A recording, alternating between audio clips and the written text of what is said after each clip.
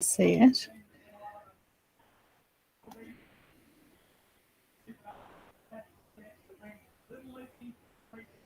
So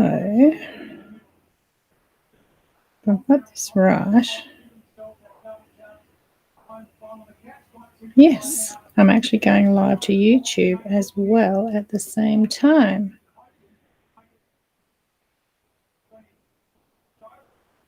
Okay. So there we are. I'm going to watch it on that and see how we go. But I should be able to see my comments on here. Hi, Fiona.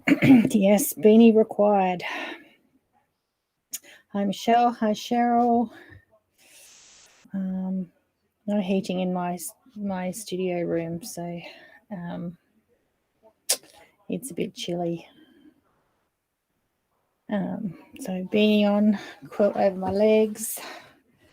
Hi, Rhonda. Lots of layers on. Bentley's in his bed next to me. Trying to stay warm. Gosh, it's bitterly cold this week. Hi, Gidget. Bitterly cold, but I know it's everywhere. It's not just down here. Everyone's having a cold snap. We've got some ASA ladies on here, but for those that weren't part of that, last weekend we had our stitching affair up at Tarraleah in the mountains, and all they wanted was to see snow, but we left Sunday afternoon and it snowed Monday morning. Never mind. But it wasn't without our challenges. We lost power from all the strong winds. A lot of places lost power, but up there we lost power from after lunch Saturday until just as the bus left on Sunday. But that's all right. It didn't stop us. We used torches, sunlight, wood fires. We were lovely and cozy and warm.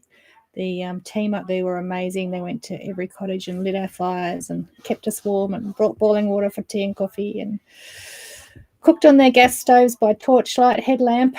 And we ate by the light of the old Christmas tree decorations they found that had LED lights on them. Tried everything. Hi, Claire. Everyone's back home safe and sound. I think maybe Linda and Sylvia are still here, but I think everyone else is home now. They may have been heading home today. So, yeah, we had a wonderful weekend, an amazing weekend, actually. Not a single person complained, not about having no power. We took it all as an adventure and ran with it and had lots of laughs and new friendships and new projects and all sorts of things. So we've got a few on here. I'll just give a couple more minutes as I rave at you about nothing. I was actually going to show you all the projects tonight, but Jo told me not to. She said, no, give them a little bit longer to have them all to themselves. So we had, what do we have? Six new projects, 5 or 6 projects they got.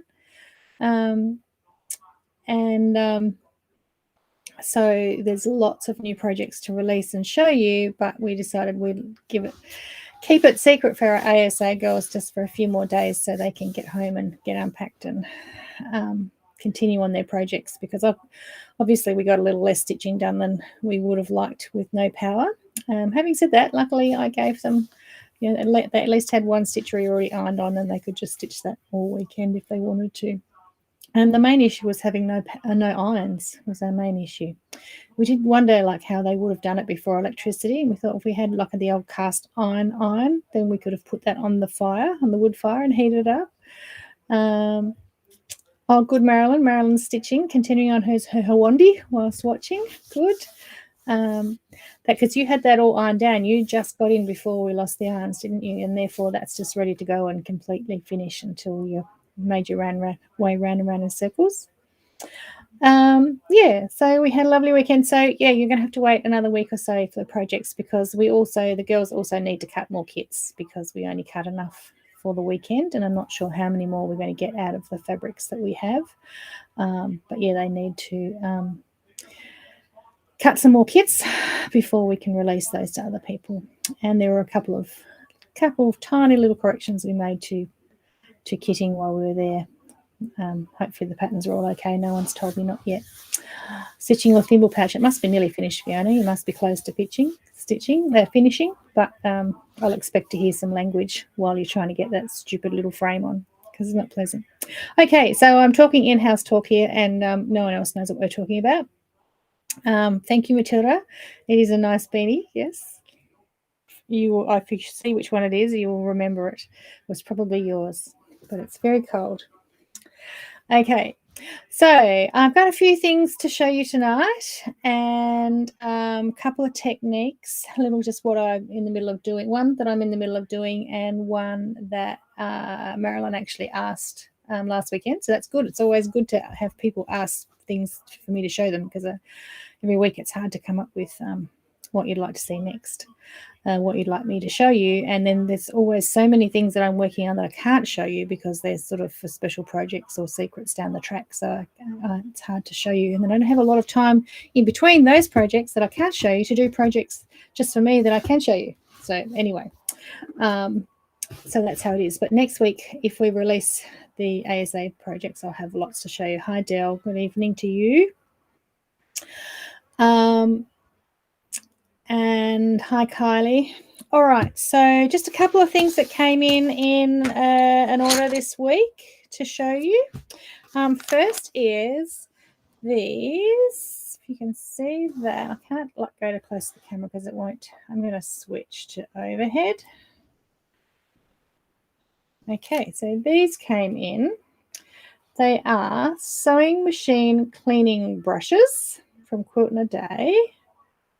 And they're just little plastic, like sort of like a Q-tip, or not really. They're just like a plastic stick, and they've got a little fuzzy tip on them here.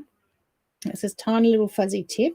They actually are flexible and like bendable, and so you can get them into all those deep little tiny crevices inside your sewing machine to get the dust bunnies out. So into the bobbin case area. Hi Sue, hi Gwen.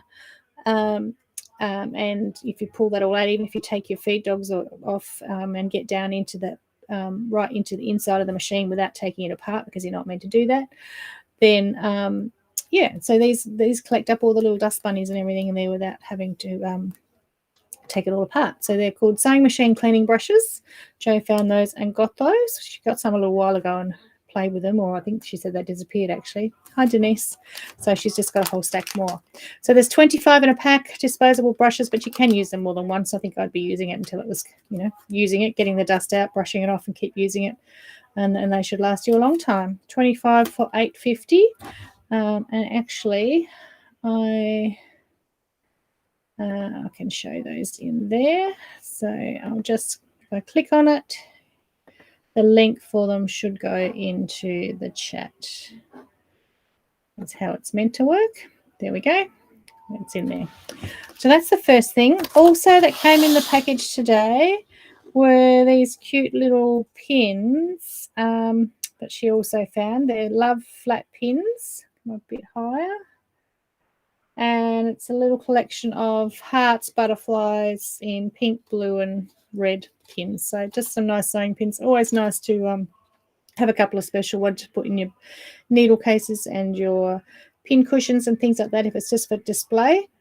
Or just, there actually are flathead pins as well, so you can use those as pins. They're nice and flat. And there is long length and fine point, stainless steel, and there's 50 in a pack.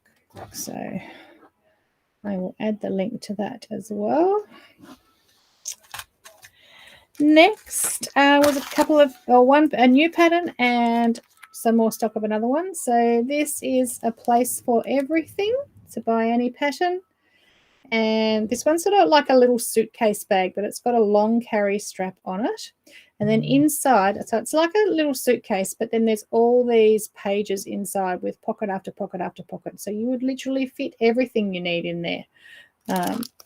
everything you need to take to a sewing day, all your sewing supplies at once. And I think you might have seen Chula Pink on her lives, that she has one like this that she keeps an awful lot of stuff in. So it's a place for everything. It's 2.0, which means it's an updated pattern with a few more hints and tips and special bits in it. It does come with the coupon for the video tutorial in there. Sometimes it really helps with buying new patterns to watch her video tutorials, and it just shows you how to do each step and takes you through it if you're more of a visual learner there. So new and improved place for everything 2.0. So I'll just put that in as well, the link in the comments there. And then the other one that's back in is running with scissors. Okay, so this is a favorite. Again, it comes with the coupon for the video tutorial. So Joe's actually made this sample some time ago. So this is out of Chula fabrics, and inside it also stands up. It does stand up like this. Somehow you get it to stand up. There is a way that it stands up somehow. It needs to stand up. It's got little elastic bits here for your thread spools. It's got a little zip here just for a little tiny pocket there in clear, so again you can keep smaller things. And then it has small pockets here, so there's one there and then there's one there, so that will fit 2 lots of all your different pens and tools in there. And then on this side, the full pocket goes to there. It's a mesh pocket, but it's in 2 halves. Yeah. And then again, all these little pen pockets. So there's heaps of them. One's clear and then one's fabric. So you can get all your pens, scissors. Some are bigger than others, so needle pack in there. And then that will close up completely. So it zips up completely, but on the outside, you've got full size pocket there. Okay, on that side. And another full size pocket on this side. So you can load that up with all sorts of things. Let's just go to the other camera and I'll show you here. So that's about the size of it. It's probably, it's not quite a laptop size, but you can see full pocket there, full pocket there. Then if we open her up, and on the inside, so 1, 2 pockets, and then all the little pencil pen holders. On this side, there's a full little pocket there, and then there's one there and another row there, so of little sections to put all your pens, scissors and things in so they don't fall out. And then you zip it all up and they won't fall out anyway. And then it's got the little handle to carry it, because by then it's going to be quite full and heavy. So that one's called Running with Scissors, and the other one was called A Place for Everything. So 2 by Annie patterns there, and I can add that to link there also. I've got a new project to show you now that it's been out for a couple of weeks. This is our Stitches Garden project, the last one that went out a couple of weeks ago. If you haven't received it yet, check your invoices if you haven't paid. But this one is called, Jelly and Cake. And it's a little box pouch. I'm going to switch cameras again so I can show you here. So it's a simple little box pouch. The last mailing was Toolbox Trumpery. If you remember that, it had, I think 130 or 120 little hexies, and it had a whole heap of embroidery around it. So it was a lot of work, and a lot of people will still be finishing that, I would assume. So this project is a little bit quicker and a little bit more simple. It's just got 8 little stitcheries on it. So there's a little needle and blanket stitch heart, a butterfly, an embroidery hoop, buttons, the other side we've got scissors, tape measure, thread, just a little pear, a thimble, and a cup of tea. So just 8 little tiny stitcheries that will only take you a night to do. And then it's made over foam, bag foam, so it keeps a really nice shape, really nice box shape. So it is a box pouch. And then you can, oh, don't look inside there. I haven't sewn up my, do as I say, not as I do. Look at that. I haven't sewn up my, where I turn my seam through. I'll get onto that. I promise I will. Actually, to be honest, if you look at most bags in the shop, if you looked inside, there's very few that I've actually sewn up. I'm a bit naughty like that. They're still open, so I can take them apart and show you how to put them together. So that is the jelly and cake box pouch, and that is now available. We've got the patterns that come with the iron-on transfer for the little stitcheries, and then we've got kits left in the same fabrics, and includes most things. Not sure if it includes the threads, but most other things that you need. So jelly and pouch. You like that one, Fiona? Add it to your list. Box patches are, well, there's a few different ways of doing them, but it's reasonably simple, so it's not too bad. And today, if you are in Stitch's Garden and you didn't see my message today, so when I was making mine quickly, I forgot to take photos because all our Stitch's Garden projects this year have got a step-by-step photo tutorial to go with it. Not a video, but just step-by-step photos, which helps a lot of people. And I forgot to take the photos. So Anne, who has just arrived here, hi Anne, hi Mariana, very graciously, while she was making her version and testing it for me, took photos for me, and I actually have put the tutorial up today. So there is a tutorial to help you along with making this one as well if you haven't made many bags before. And I promise on the next project I'll remember to take the photos and do the tutorial. So that's the jelly and cake box patch. Just a handy little pouch. Fun to make, nice quick little gift, fun to make, and it would hold all manner of things in there. And then you can just grab it by the handle and take it with you. So available on the website, and some kits left. And the link should be in the comments there. It should have gone in and go straight to that. Okay, so a couple of things I was going to show you, and I'm going to switch back to overhead. So for those of you that are doing Bloom and Marvelous block of the month, we talked about this a couple of weeks ago, that I now need a couple of months to get it finished. I've got it all together, and now I'm doing my 4 corners. Let's just see if I can zoom this camera out a little bit.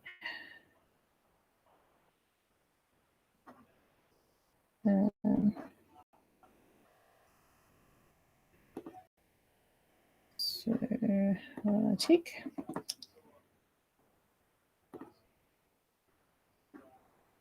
Okay, so I'm just going to go out a bit. You might see a bit of mess. But so this is one of my corners that I've done my applique on. And I've got obviously 3 to go. So I've stitched this one all by hand because I had nothing else to stitch. Got 3 more to go. I've started the second one last night, but I may just do the last 2 by machine so I can get it done because I've got lots coming up. I was getting the second one ready yesterday, or actually the third one, and I thought I'd just show you. Now, hold on, I have to get a couple of things ready.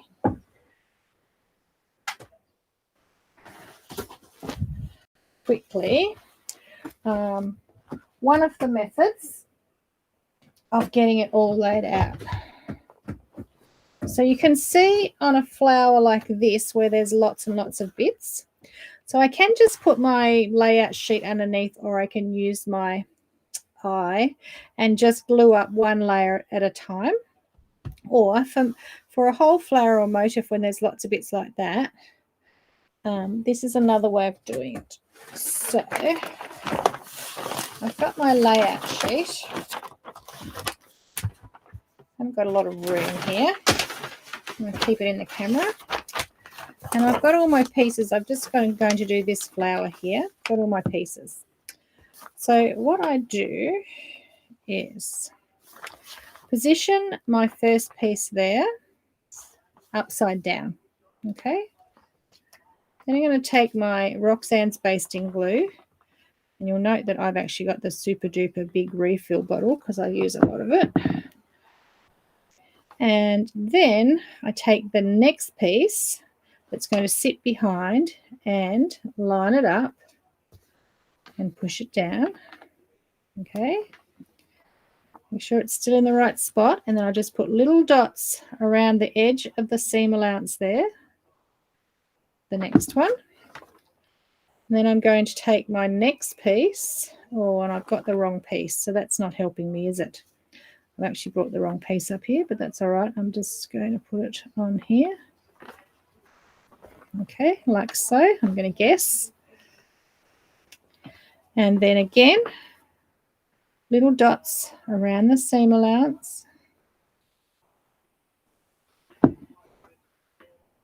And you can see here that my seam allowance is hanging over the edge of the layout here because my paper is the same size as that.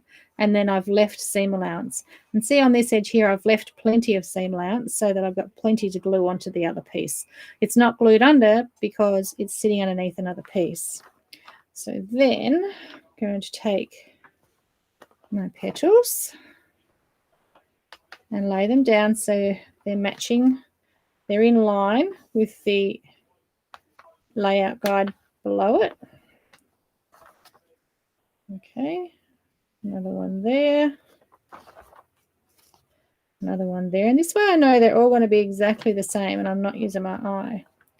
Then I just take my iron and iron that basting glue dry, which sets the glue nice and strong. Makes it nice and strong.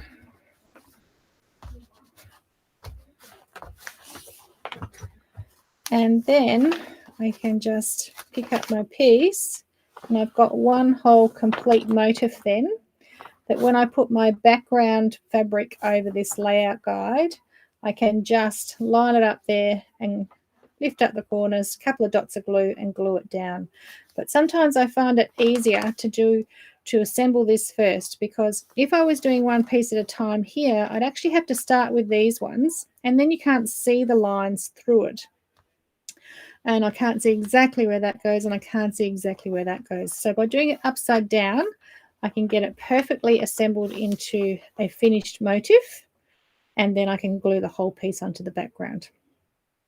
So I've got 2 more of those to do tomorrow and then I've got either a couple of weeks of hand appliquing in my life ahead of me or a couple of hours of machine appliquing. We'll see how we go next week, see what I decided and how much I got done.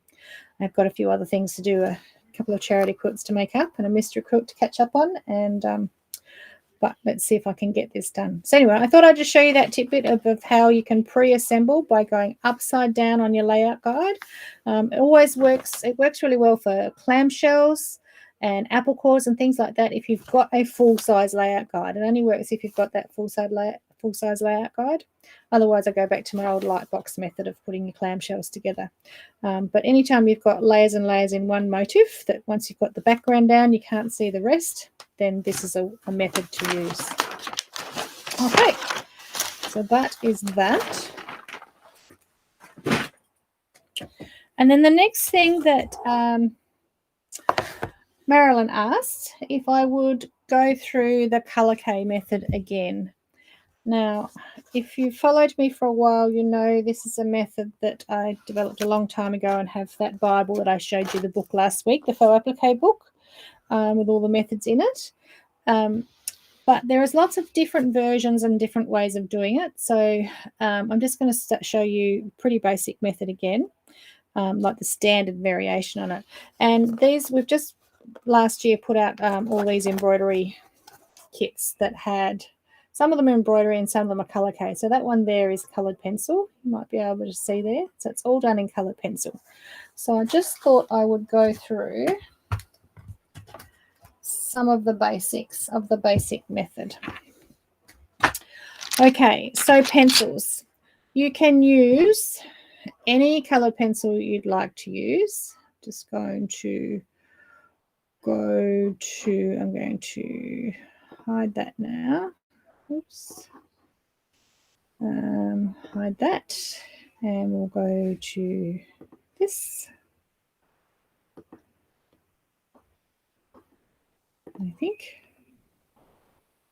Oh, well, you're going to get my face little and my overhead big. That's okay. Okay, so any color pencil you can use. The just a standard color pencil though. So there are some that are better than others, but only because they're softer. And generally, the more expensive they are, the softer they are. So Color Soft is my absolute favorite. That's Derwent Color Soft. And they come in 72 colors, and they come with this burgundy sort of outer casing. So if you didn't have any color pencils at all and you wanted to get right into this, then my first choice would be to go and buy Color Soft or Prismacolor. So Prismacolor, I think, come in 120, I'm not quite sure. And they've always been popular and available in America, but not so available in Australia. But we have a couple of distributors now, so they're easier to get. So we have Prismacolor and Color Soft in the shop. And again, they're really soft. And the reason that's good is because it goes easily onto the fabric without having to push too hard and work too hard. Also, the softer they are, the more easier it is to blend, and you don't sort of get pencil strokes in your colouring. But having said that, you can use any standard colour pencil. So here, I've just got a cheap pack of Faber-Castells. It's a pack of 24. It is called a tricolour, and I'm not quite sure what they mean by that, except that it's got lots of shades of the one colour, which is really good because it really allows you to play with colours. Now, the fabric you use can be anything. Generally, a tighter, closer weave is easier to get an even coverage on. So, but even like really open weave Osnaburgs and that you can colour on, you just have to get the colour down into the gaps. In our kits, we've got linen cottons. We use the linen cottons, and it works beautifully on that. So, however, whatever fabric you like, it doesn't have to be a plain fabric. It can be a tone on tone, as long as your pencil colour is going to contrast with it, and you're going to be able to see it, obviously. But it doesn't have to be just a plain fabric. Just think outside the square and you can have a nice little cream tone on tone or something to give it more interest. The secret to making it easy is to colour on a sandpaper board, or a sheet of sandpaper. And we recommend nothing any coarser than a 600 grit. So you can get like 180s, 400s, right down to really coarse sandpaper. You want a 600 grit because otherwise it actually leaves the rubbing of the sandpaper on your fabric, so you get all the little dots. So it's just like, when we used to do leaf rubbings and things, if you've got any texture underneath it, it's going to show through on the colouring. So we like to put sandpaper onto a board. We make these colouring boards. They're available. And that's really good to just have with you to do your colouring on, and then you can flip it over to do your sealing on. So this is just a 600 grit glued onto that. And what the sandpaper does is it both grips the fabric, so you don't have to stand there, like hold it and get cramp in your hands by holding it out flat. So it grips the fabric, but it also tends to sand the colour from the pencil onto the fabric. So you don't really realize it's happening, but if you go to one of the earlier methods I used to use, like freezer paper, you'll really notice the difference. It actually does sand it off as well. Freezer paper was another stabilizer that you could fuse on there to hold the fabric taut while you're colouring on, but sandpaper is much better, so I would only use sandpaper now. And then I've used the iron-on transfer that comes in the embroidery, the kit, to transfer the design onto the fabric, but you can trace it using a light box on a pencil. You can't use a blue pen or washout pen or anything like that because we're going to be adding liquid to it. It will just show through and then it will just dissolve. So you want to use a pencil or even a Pigma pen. You're going to be stitching over the lines, so it will be covered up. But obviously we include an iron-on transfer in everything because we're fortunate that we've got an expensive machine that can do that, which will make your life easier. And mine, I couldn't live without it. Okay, sorry, Bentley's wanting a little bit of love here. What's up, buddy? Up in your bed. So when it comes to colouring, it really is just how you learn to colour in at school. So I'm going to choose 2 different shades of a green in this instance. And I tend to generally colour the complete shape with the lighter shade first. So let's go to this leaf here. And you can sort of go round and round, up and down, whatever you like. It doesn't really matter as long as you get a nice even covering. You don't want it sort of to be all blotchy, like white sort of spots and then dark spots. I'll just zoom that in a bit now.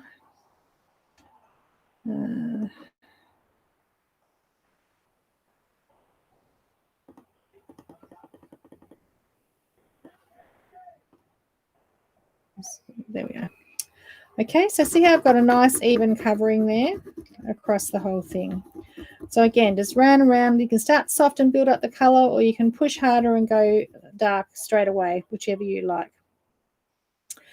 Then it's good to add a little bit of shadow and dimension. So then we take the darker colour, and there's a couple of different blending techniques. One, now I'm not a trained pencil artist, so this is just what I've worked out and developed over the years and what I call it. So one of them is a flickery, feathery motion, very scientific.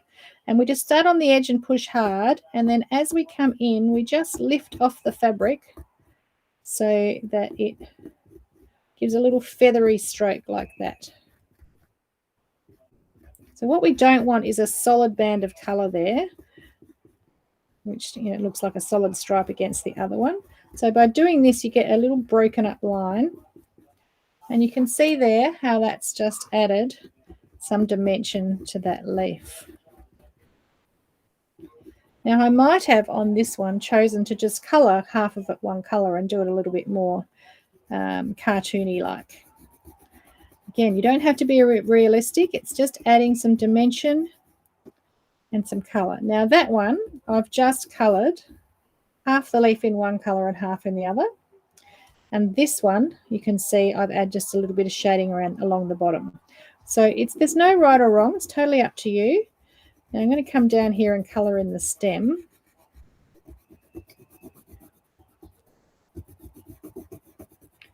And being my stem, instead of adding another green, I might think outside the square a little bit and put a little bit of brown on it. So I can do the flicky, feathery, or the other method is pressure blending. So pressure blending, we just press hard, and then as we come in, we lift off the fabric and reduce the pressure, and you just blend one color into the next. So that's really the only two techniques. Flicky, feathery, very scientific, and pressure blending, where we just push hard where we want it darker and lift off the pressure where we want it a little bit softer, so that one color blends into the other without that definite line. Okay, just like that. Now remembering I'm using these cheaper pencils that aren't the best, but it's still working. If I was using a softer pencil, this would be much easier. I'm just having to work a bit harder to get that nice even pressure. I'm going to go out and colour this one.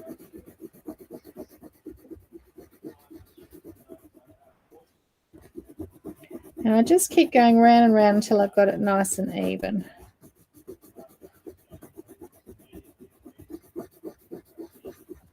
Okay.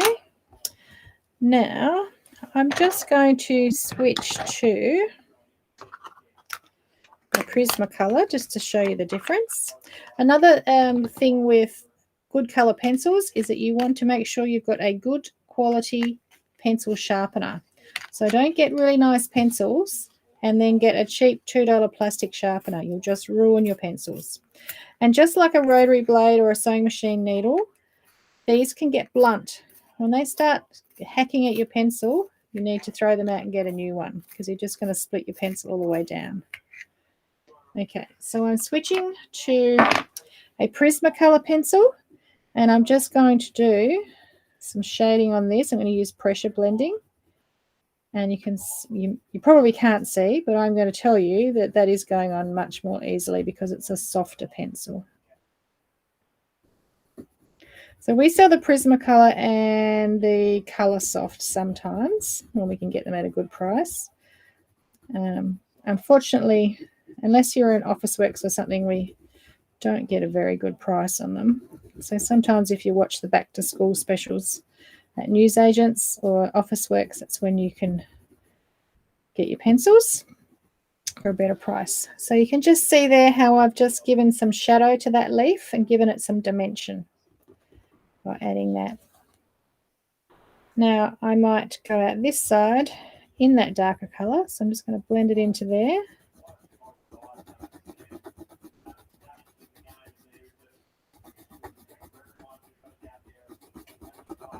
Now this linen does have a fair bit of texture in it compared to just a cotton fabric. So we're getting a little bit of texture in the colouring there just from the linen.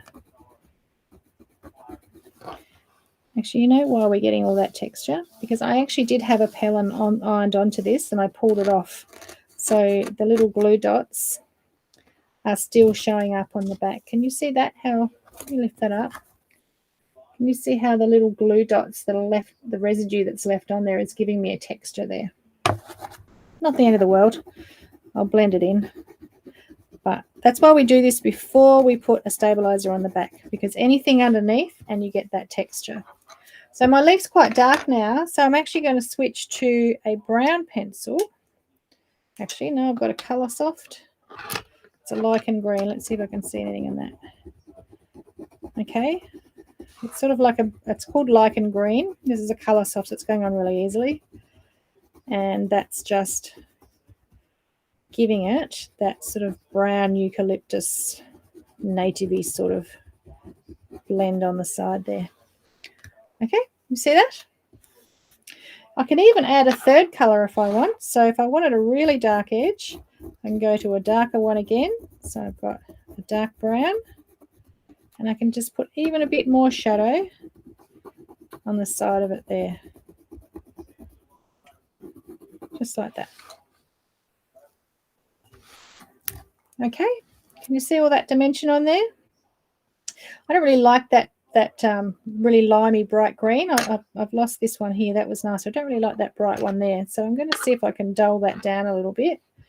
Again, you can do that. I could get a rubber and try and rub a lot of it off, but I'm just going to go over the top and change the colour just a little bit.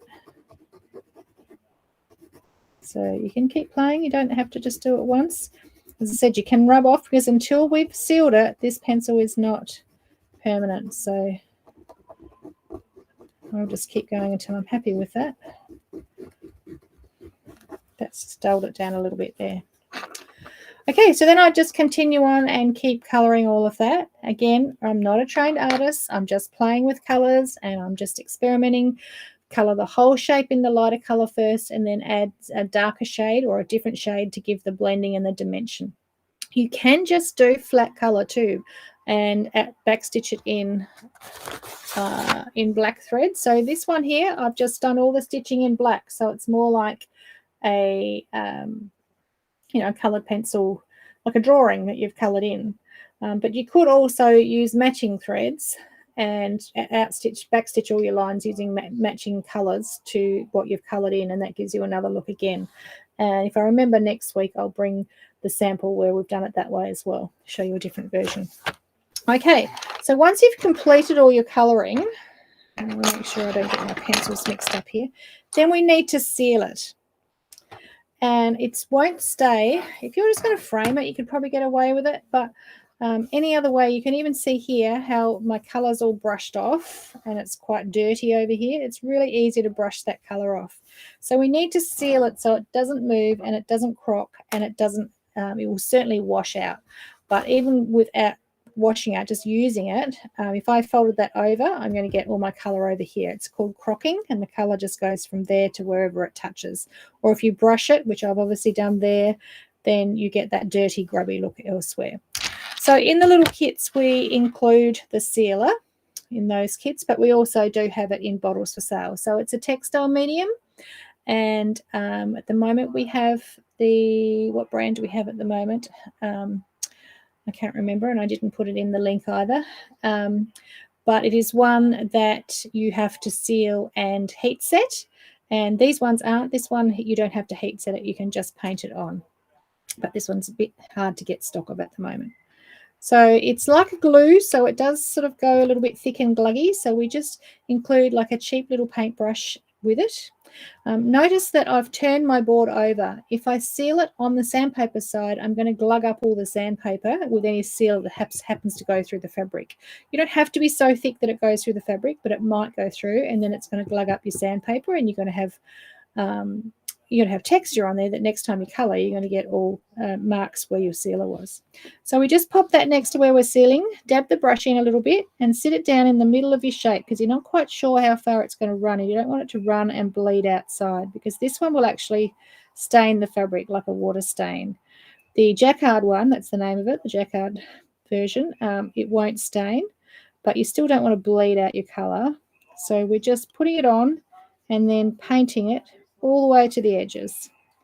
And you just want to do enough that you make sure that it catches the fabric and it seals that fabric, that color into the fabric. Sometimes if you go really quickly and you're doing a whole quilt of it, you miss a bit, and you'll find out because while you're stitching, that area will just brush off and you'll lose your color. So you just want to paint it over everywhere that you've colored.